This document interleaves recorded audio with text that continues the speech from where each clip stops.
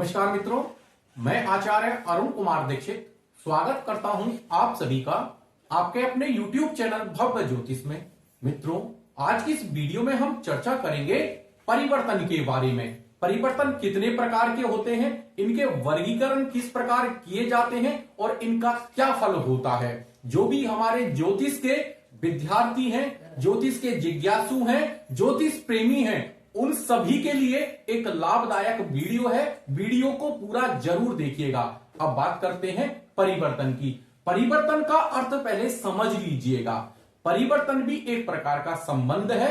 परिवर्तन जब दो भावों के स्वामी आपस में एक दूसरे के भाव में बैठ जाएं तो इसको परिवर्तन कहते हैं। जैसे कि लग्नेश नवम भाव में बैठ जाए और नवमेश लग्न में बैठ जाए तो यहां पर लग्नेश तथा नवमेश का परिवर्तन कहेंगे। अब यह परिवर्तन होते हैं 66 प्रकार के। यह 66 प्रकार के किस प्रकार है इसको समझ लीजिएगा।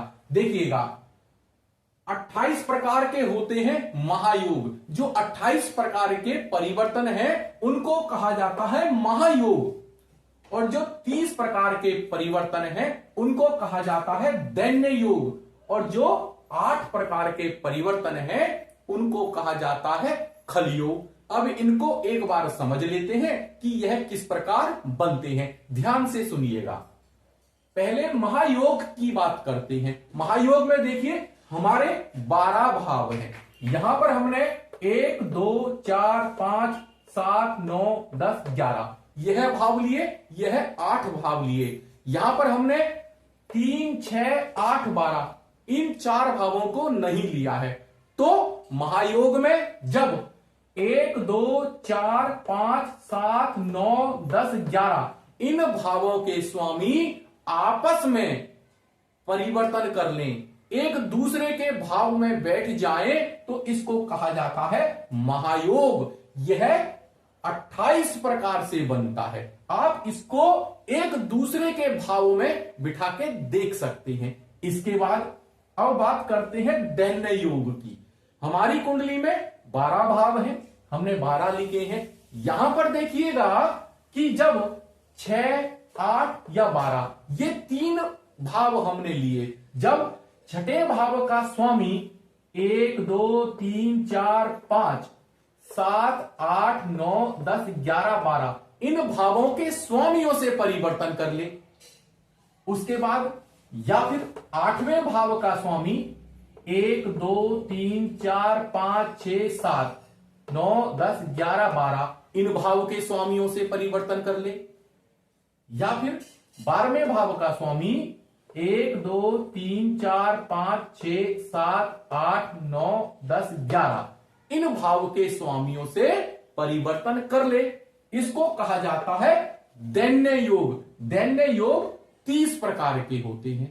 इसके बाद देखिएगा खलयोग। हमारे 12 भावों में से हमने यहां पर फिर से 8 भाव लिए हैं। 1 2 4 5 7 9 10 11 यहां पर हमने 3 6 8 12 भाव नहीं लिए। अब देखिएगा तीसरे भाव का स्वामी जब 1 2 4 5 7 9 10 11 इन भाव के स्वामियों से परिवर्तन कर ले तो खलयोग बनता है। जैसे कि तीसरे भाव का स्वामी लग्न में बैठ जाए और लग्नेश तीसरे भाव में बैठ जाए, इस प्रकार से परिवर्तन हो तो इसको कहा जाता है खलयोग। यह तो आप जानते ही हैं कि हमारे 4 भाव ऐसे हैं जिनको अशुभ भावों की श्रेणी में लिया गया है। वह 3 6 8 12 है। आप देखिएगा 3 से छठा ज्यादा अशुभ होता है, छठे से 12वां ज्यादा अशुभ होता है और 12वें से 8वां ज्यादा अशुभ होता है। अब वही चीज आप यहां पर लगा के देख लीजिएगा कि महायोग में यहां पर देखिए 3 6 8 12 इन भावों को नहीं लिया है। तो यहां पर 1 2 4 5 7 9 10 11 इन भावों के स्वामी आपस में परिवर्तन करते हैं तो एक अच्छा योग बनता है। व्यक्ति अपने जीवन में सुख सुविधाएं प्राप्त करता है, उसको हर प्रकार की सुविधा या सुख या समृद्धि और लाभ प्राप्त होता है। यह अच्छा परिवर्तन माना जाता है जिसको कि महायोग कहा जाता है। उसके बाद दैन्य योग में आप देख रहे हैं, दैन्य योग 6, 8, 12 भाव के स्वामी दूसरे भाव के स्वामी से परिवर्तन करते हैं। यह एक खराब परिवर्तन माना जाता है, जिससे कि नाम से ही जाहिर है दैन्य योग। यहां पर बहुत सारी विघ्न, बाधा, रुकावट और समस्या व्यक्ति के जीवन में आती है। यह अच्छा परिवर्तन नहीं माना जाता।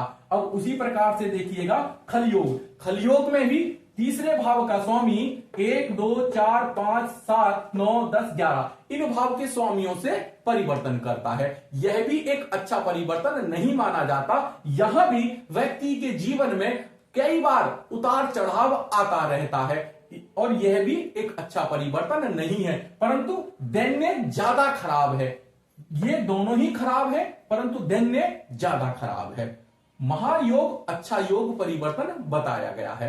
इस प्रकार आप इसको समझ सकते हैं। यह हमने परिवर्तन बताया, आप इसको कुंडली के माध्यम से और बेहतर जान पाएंगे, क्योंकि यहां पर हमारा उद्देश्य यह बताने का था कि जो परिवर्तन होते हैं 66 प्रकार के होते हैं। कैसे कैसे होते हैं, यहां एक बात और हम आपको बताना चाहेंगे कि इन सभी परिवर्तनों में किसी भी भाव का स्वामी सबसे परिवर्तन नहीं करेगा, किसी एक भाव के स्वामी से ही परिवर्तन करेगा। वह आप जन्म पत्रिका में देख लीजिएगा कि किस भाव के स्वामी ने किस भाव के स्वामी से परिवर्तन किया है और कौन सा परिवर्तन योग बना है, यह आप देख लीजिएगा। आशा करता हूं कि मित्रों यह वीडियो आपको पसंद आया होगा। अगर वीडियो पसंद आया हो तो इसको लाइक कीजिएगा, शेयर कीजिएगा और हमारे YouTube चैनल भव्य ज्योतिष को सब्सक्राइब कीजिएगा। धन्यवाद।